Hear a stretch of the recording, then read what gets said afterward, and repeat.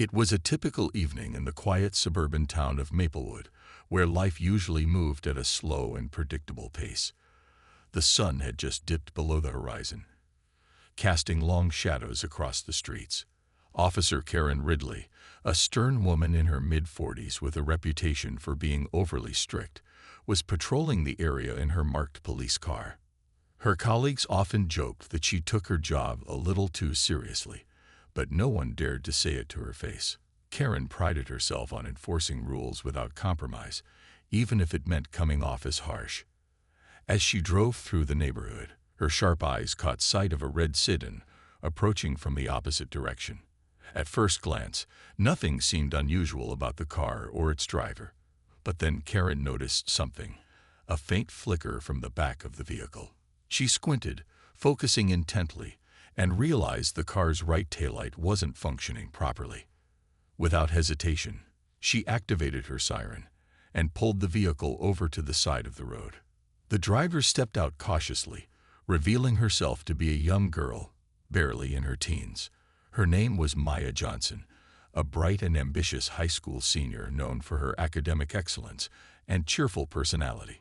Tonight, however, Maya looked nervous, clutching her steering wheel tightly as she rolled down her window.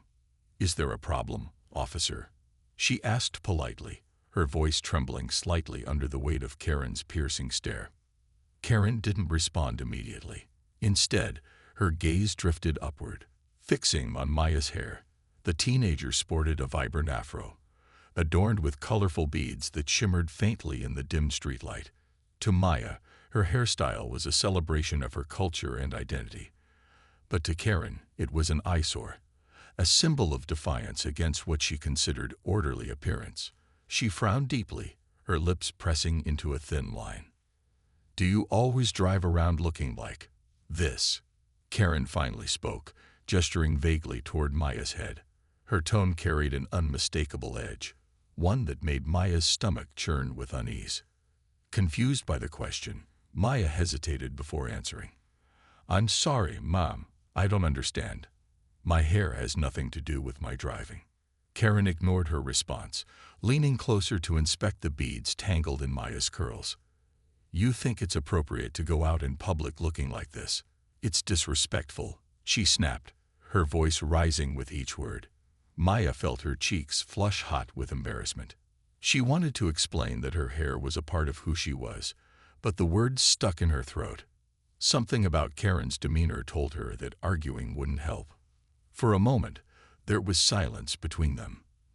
The only sounds were the distant hum of passing cars and the rustling leaves overhead. Maya gripped the edge of her seat, trying to stay calm despite the growing tension. She knew better than to provoke someone like Karen, whose rigid sense of authority left little room for reasoning. Yet, deep down, she couldn't shake the feeling that this encounter wasn't about a broken taillight anymore. It was about something far more personal and unfair. Little did Maya know, this seemingly routine traffic stop would spiral into an event that would change her life forever. And as Karen continued to scrutinize her every move, the young girl braced herself for whatever came next, unaware of the storm brewing ahead. The air grew heavier as Officer Karen Ridley continued to glare at Maya, her earlier comment about the teenager's hairstyle lingering uncomfortably between them. Maya shifted in her seat, clutching the steering wheel tighter, her mind racing. She had done nothing wrong, just a minor traffic violation, but Karen's tone and body language made her feel like she was on trial for something far more serious. Karen stepped back from the car, her arms crossed over her chest. "Step out of the vehicle," she ordered sharply, her voice cutting through the stillness of the evening. Maya hesitated for a split second before complying, her heart pounding in her chest. As she stood beside her car, the cool night breeze brushing against her face, Karen began circling her like a predator sizing up its prey. "You need to learn some respect," Karen said, her words laced with disdain. "This isn't how decent people carry themselves." Maya swallowed hard, unsure how to respond. She had always been taught to remain calm and respectful in difficult situations, but it was becoming harder by the second. Her hands trembled slightly as she clasped them together. trying to steady herself. Without warning, Karen reached for her handcuffs. "What are you doing?" Maya stammered, panic creeping into her voice. "I didn't do anything." But Karen ignored her protests, snapping the cold metal around Maya's wrists. "You'll see soon enough," she replied curtly, leading the bewildered teenager to the backseat of her patrol car. As they drove toward the police station, Maya's mind raced with questions. What could possibly justify this? Why was Karen treating her like a criminal? Tears welled up in her eyes, but she fought to hold them back, determined not to give the officer the satisfaction of seeing her break down. The ride felt endless, every bump in the road amplifying her anxiety. Once inside the station, Karen marched Maya to a small, sterile room. The fluorescent lights buzzed overhead, casting harsh shadows across the walls. A few officers glanced up briefly as they passed, but quickly returned to their tasks, unwilling to intervene. Maya's heart sank further when Karen announced her next move. "We're going to fix your attitude and your appearance." Before Maya could fully process what that meant, Karen summoned another officer, instructing him to bring in a pair of clippers. Maya's breath hitched in her throat. "No, please," she pleaded, her voice cracking under the weight of her fear. "Why are you doing this? It's just my hair." But Karen wasn't listening. Her jaw tightened as she grabbed a chair and motioned for Maya to sit. When the teenager resisted, two officers held her down, their grips firm despite her desperate struggles. Tears streamed down Maya's face as the buzzing sound of the clippers filled the room. Chunk after chunk of her beautiful afro fell to the floor, leaving her scalp exposed and raw. Each snip felt like a piece of her identity being stripped away. When it was finally over, Maya sat there in stunned silence, her reflection staring back at her from a nearby mirror. She barely recognized herself. The vibrant beads that once adorned her hair now lay scattered on the floor, useless without the curls they once decorated. Humiliated and heartbroken, Maya whispered, "My dad is going to hear about this." Karen scoffed, rolling her eyes. "Go ahead and call him," she shot back, clearly unbothered. "See if he can fix this mess you've made." Little did Karen know, those words would come back to haunt her. Maya's father wasn't just any man. He was someone whose influence stretched far beyond the walls of this small-town police station. And while Karen might have thought she was teaching Maya a lesson, she was about to learn one of her own, one that would shake her world to its core. By the time Maya was finally released from the police station, hours had passed, but the weight of what had happened still pressed heavily on her shoulders. She walked out into the chilly night air, her head now bare and vulnerable, feeling exposed in more ways than one. Every glance from passers-by felt like judgment. Every car that drove by seemed to slow down just to stare. Her hands trembled as she clutched her bag tightly against her chest, trying to hold herself together long enough to get home. When Maya stepped through the front door of her house, her mother, Lisa, immediately rushed to her side. The moment Lisa saw her daughter's shaved head and tear-streaked face, her own eyes filled with tears. "Maya, what happened to you?" she gasped, pulling her into a tight embrace. Maya tried to speak, but the words caught in her throat. Instead, she collapsed into her mother's arms, sobbing uncontrollably as the events of the evening replayed in her mind like a nightmare. Lisa listened intently as Maya recounted the horrifying ordeal, how Karen had singled her out, humiliated her, and ultimately violated her dignity over something as trivial as her hairstyle. Anger boiled inside Lisa as she realized the depth of what her daughter had endured. "This isn't right," Lisa said firmly, her voice trembling with emotion. "No one should treat another human being this way." Determined to take action, Lisa grabbed her phone and dialed Maya's father. Though Lisa and Elijah Johnson were no longer together, they shared a deep bond when it came to protecting their daughter. As the phone rang, Lisa paced the living room, glancing occasionally at Maya, who sat silently on the couch, hugging her knees to her chest. When Elijah answered, his usual calm demeanor shifted instantly upon hearing Lisa's frantic tone. "What do you mean she was arrested? For what?" he asked, his voice rising with disbelief. Lisa explained everything. The broken taillight, Karen's fixation on Maya's hair, the forced haircut, and the blatant disregard for basic humanity. By the end of the call, Elijah was seething with anger, but also resolute. "I'm handling this personally," he declared before hanging up. Elijah Johnson wasn't just any father. He was Judge Elijah Johnson, a man whose name carried immense respect in legal circles. Known for his fairness, integrity, and unwavering commitment to justice, Elijah had spent years advocating for civil rights and holding institutions accountable for systemic injustices. This wasn't just an attack on his daughter. It was an assault on everything he stood for. As news of the incident spread within the family, word reached Elijah's sister, Aunt Carla, who worked as a journalist. Outraged by what she heard, Carla insisted on documenting the story. "The world needs to know about this," she said passionately. With Maya's permission, Carla retrieved surveillance footage from the police station, a chilling visual record of the abuse Maya had suffered. Meanwhile, Elijah began making calls. First, he contacted trusted colleagues in the legal community, seeking advice on how best to proceed. Then, he reached out to local activists and organizations dedicated to fighting racial injustice. Each conversation fueled his determination to ensure that Karen's actions would not go unpunished, and that no other young person would have to endure such cruelty. That night, as Maya lay in bed staring at the ceiling, she couldn't shake the image of Karen's smug expression or the sound of the clippers buzzing against her scalp. But amidst the pain and humiliation, there was a flicker of hope. Her father was involved now.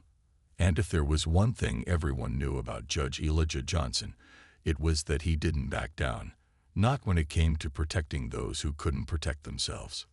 Unbeknownst to Maya, the gears of justice were already turning. What started as a routine traffic stop had spiraled into something much bigger. A case that would shine a spotlight on prejudice, accountability, and the power of standing up for what's right. And while Maya may have been the victim tonight, tomorrow held the promise of redemption for her, and perhaps even for others like her who deserved better. The next morning, the story of Maya's ordeal exploded like wildfire. Aunt Carla had stayed up all night working tirelessly to edit the surveillance footage from the police station and craft a compelling narrative around it. By sunrise, she posted the video on social media with a caption that read, "This is not just about hair, it's about respect, justice, and humanity." Within minutes, the post went viral. At first, comments trickled in, friends and family expressing outrage and support. But soon, the numbers skyrocketed. Thousands of people shared the video, tagging local news outlets, activists, and even celebrities. Hashtags like #JusticeForMaya, #RespectTheirHair, and #StopRacism began trending nationwide. Strangers poured their hearts into heartfelt messages for Maya, sharing their own stories of discrimination and vowing to stand by her side. By midday, the small suburban town of Maplewood found itself at the center of a national conversation. Protesters gathered outside the police precinct where Karen worked, holding signs that read "Black hair is beautiful" and "Accountability now." The crowd grew larger as hours passed, chanting slogans and demanding answers.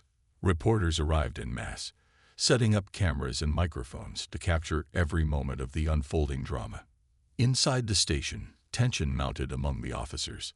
Some whispered apologies to Maya under their breath when they saw her name flash across TV screens. Others avoided eye contact altogether, clearly uncomfortable with the sudden scrutiny.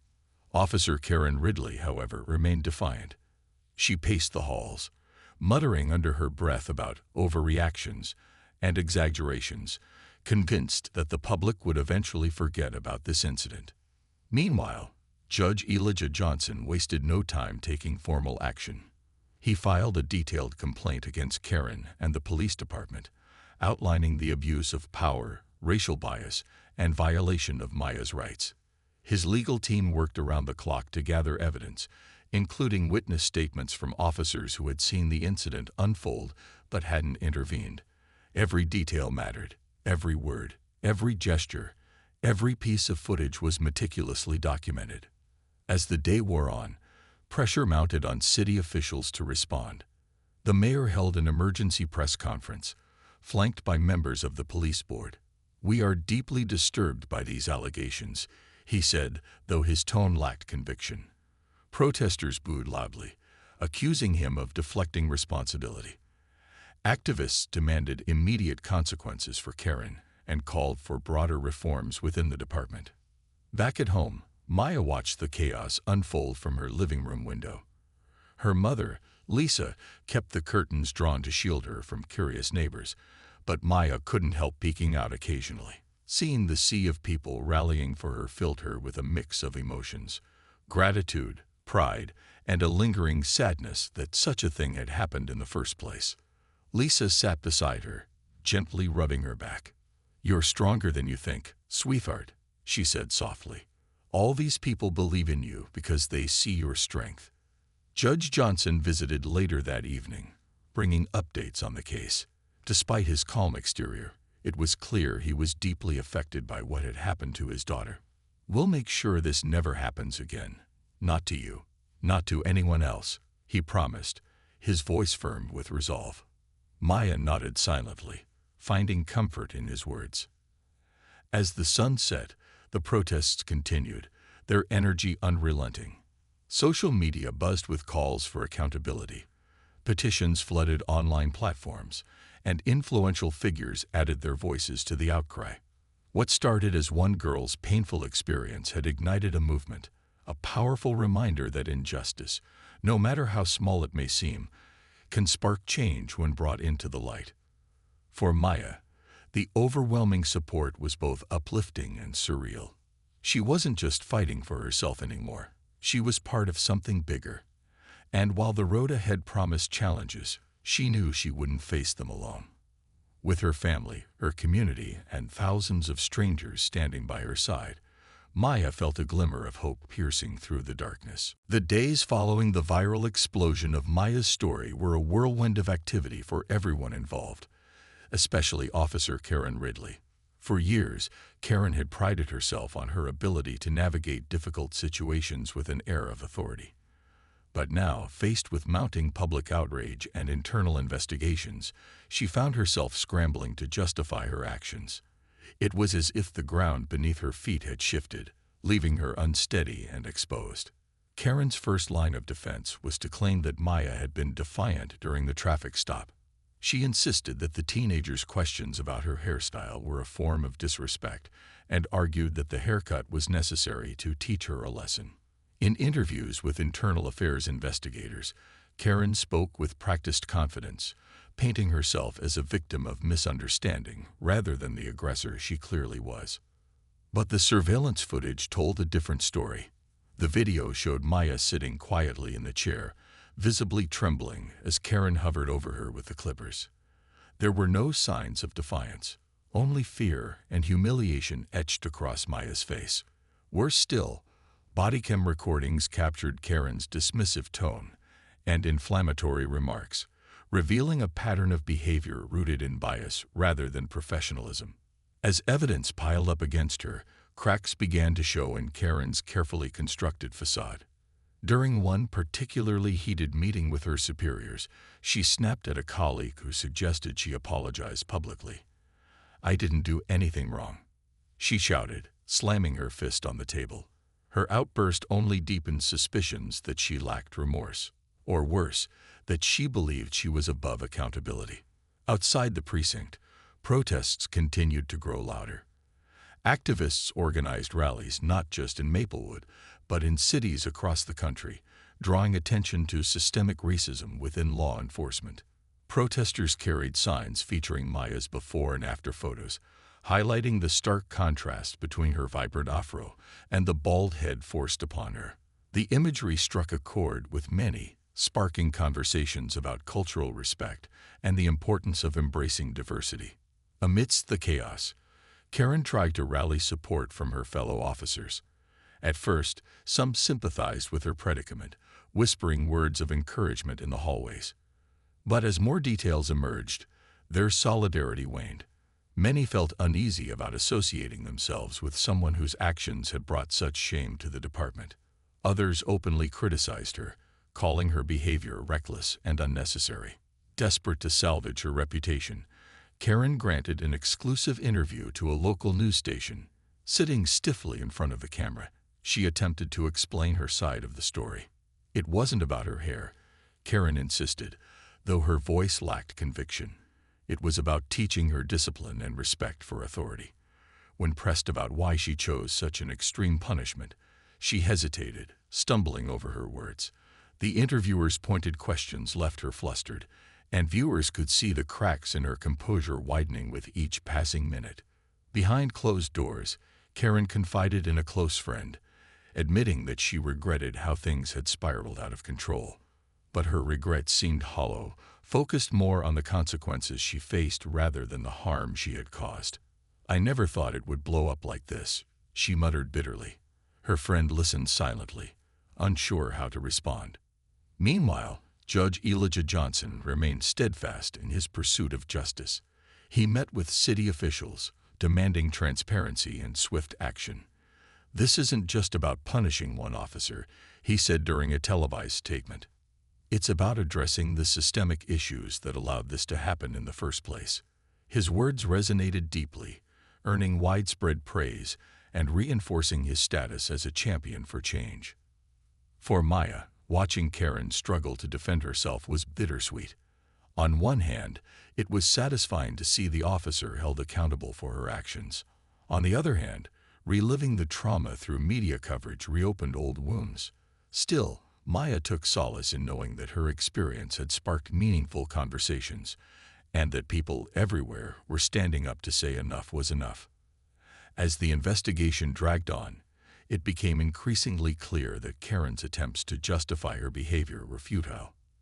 The truth was undeniable, and the court of public opinion had already delivered its verdict.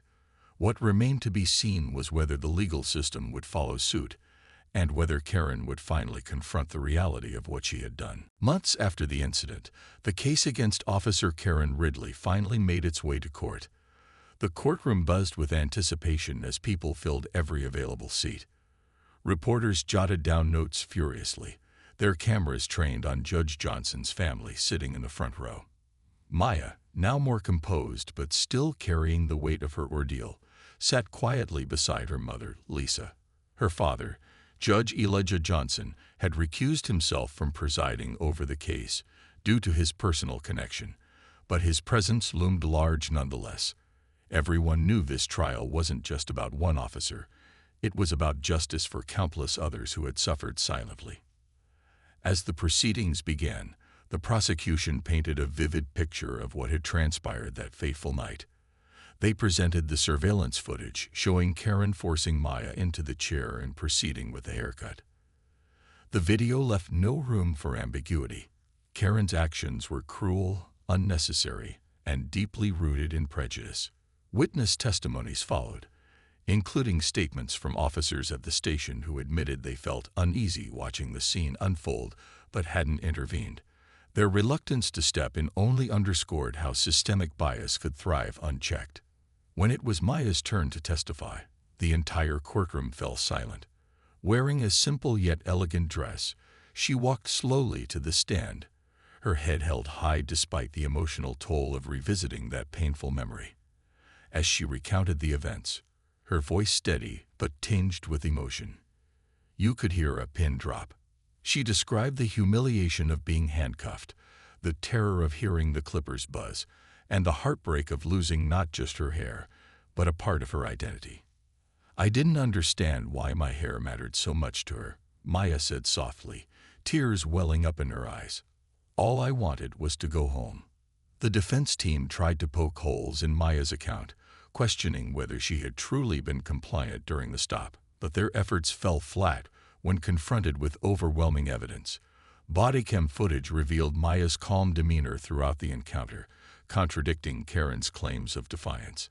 Even the judge overseeing the case raised an eyebrow at the inconsistencies in Karen's story, signaling trouble for the defense. Finally, it was Karen's turn to take the stand. Dressed in a crisp suit, She appeared nervous but determined to defend herself. Under cross-examination, however, her composure crumbled. When asked why she believed shaving Maya's head was justified, she struggled to provide a coherent answer. It was a lesson, she stammered, avoiding eye contact with the jury. Pressed further, she claimed Maya's hairstyle was disrespectful and unprofessional, arguments that drew audible murmurs of disbelief from the audience.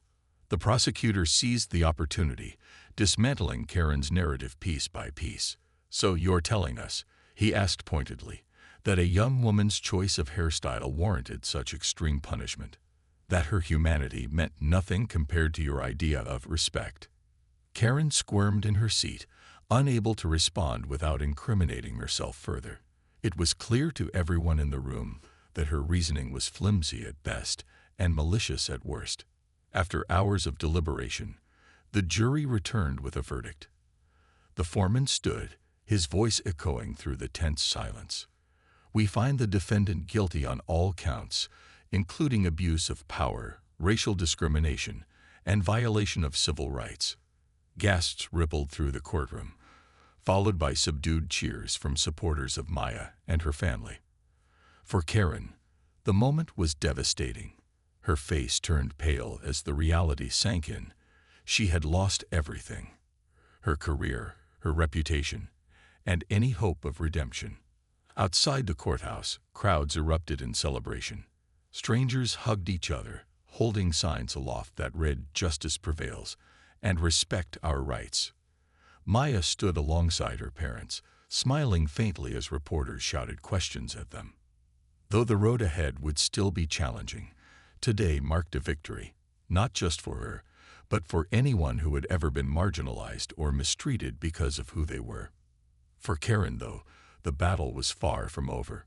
Guilt weighed heavily on her shoulders as she realized too late the gravity of her mistakes and the irreversible damage they had caused. The verdict marked the beginning of a new chapter, not just for Maya, but for Karen as well. For Karen Ridley, life after the trial became a stark contrast to the authority and respect she once commanded in her uniform. Stripped of her badge, her reputation in tatters, she found herself ostracized by the very community she had once sworn to protect. Former colleagues avoided her at all costs, unwilling to associate with someone whose actions had brought shame to the department. Even her neighbors, who once exchanged pleasantries over fences, now looked at her with disdain or outright ignored her presence. Karen's punishment extended beyond the courtroom. In addition to hefty fines that drained her savings, she was sentenced to 200 hours of community service working with marginalized youth. The irony wasn't lost on anyone, forcing her to interact with the very demographic she had so callously dismissed. At first, Karen approached these sessions begrudgingly, showing up late and putting in minimal effort. Her initial attitude earned her stern warnings from the program supervisors, who reminded her that this was part of her rehabilitation process. Slowly, however reluctantly, Karen began to engage, at least superficially, with the teenagers assigned to her group. One day, during a workshop on self-expression through art, Karen found herself seated beside a young girl named Hasha, whose hair was styled in intricate braids adorned with colorful beads. The sight of it immediately transported Karen back to the night she shaved Maya's head. She felt a lump rise in her throat, guilt gnawing at her insides. When Tasha proudly explained the significance of her hairstyle, a tribute to her late grandmother, Karen froze. For the first time, she saw the humanity behind something she had dismissed as trivial. Though Karen never openly admitted regret, subtle changes in her demeanor suggested an internal shift. She started listening more intently to the stories shared by the teens, occasionally nodding or offering words of encouragement. It wasn't redemption by any means, but it hinted at the possibility of growth, if she chose to embrace it. Meanwhile, Maya embarked on her own journey of healing and empowerment. With the unwavering support of her family, she channeled her pain into purpose. Inspired by the outpouring of love and solidarity from strangers across the globe, Maya decided to use her voice to advocate for change. She joined local activist groups focused on racial justice and police reform, speaking passionately at rallies and town halls about the importance of respecting cultural identities. Her courage resonated deeply with audiences, earning her recognition as a symbol of resilience. Maya also found solace in mentoring other young Black women, many of whom had faced similar experiences of discrimination. Together, they formed a support network where they celebrated their heritage, shared their struggles, and uplifted one another. Through storytelling, poetry, and art, they reclaimed their narratives, turning pain into power.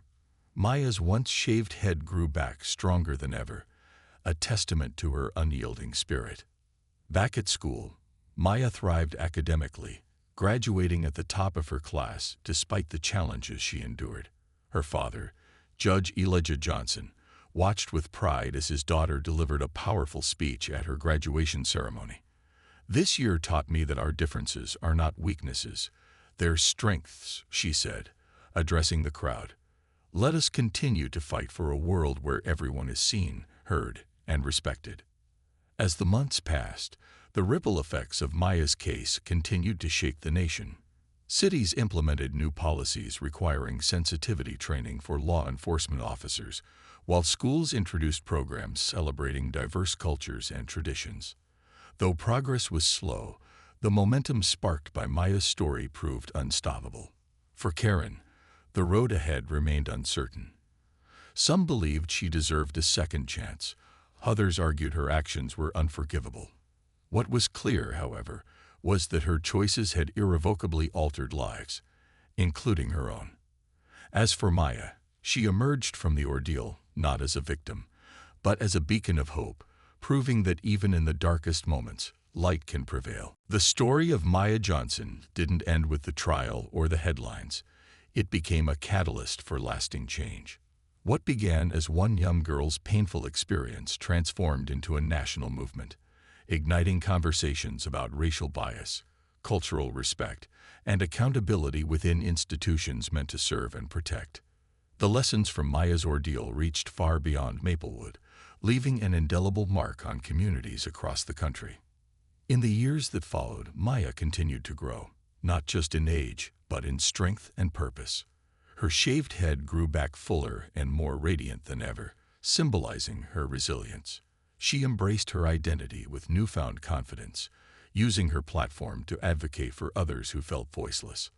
Through speaking engagements, workshops, and social media campaigns, Maya emphasized the importance of celebrating diversity and standing up against injustice. Her message resonated deeply, inspiring countless individuals to embrace their uniqueness and demand respect.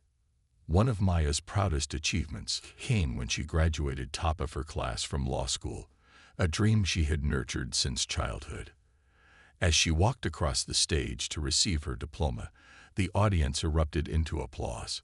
Her father, Judge Elijah Johnson, beamed with pride, his eyes glistening with tears. "This is only the beginning," he whispered to Lisa, who sat beside him, clutching a tissue. True to her word, Maya dedicated her legal career to fighting for civil rights, representing marginalized communities and holding powerful entities accountable. Her courtroom victories became legendary, earning her widespread recognition as a force for good in the legal world. Meanwhile, Karen Ridley faded into obscurity, her name rarely mentioned except as a cautionary tale. Though some argued that her punishment was too lenient, others saw value in her community service work if it truly led to personal growth.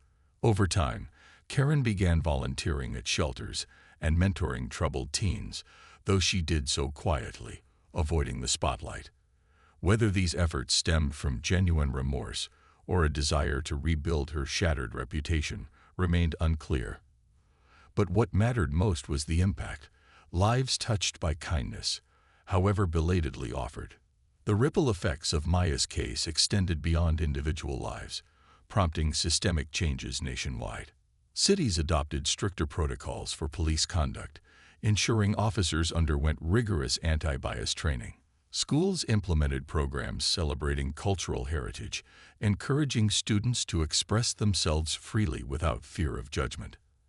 Activists credited Maya with sparking a wave of awareness that brought long overdue reforms to the forefront of public discourse. Back in Maplewood, life slowly returned to normal, but not the same normal as before. The town now hosted annual events celebrating diversity, featuring art exhibits, music performances, and panel discussions led by advocates like Maya. Residents took pride in how their small community had played a role in driving meaningful change, even if it came at a painful cost. For Maya, the scars of that fateful night never fully disappeared, but they no longer defined her.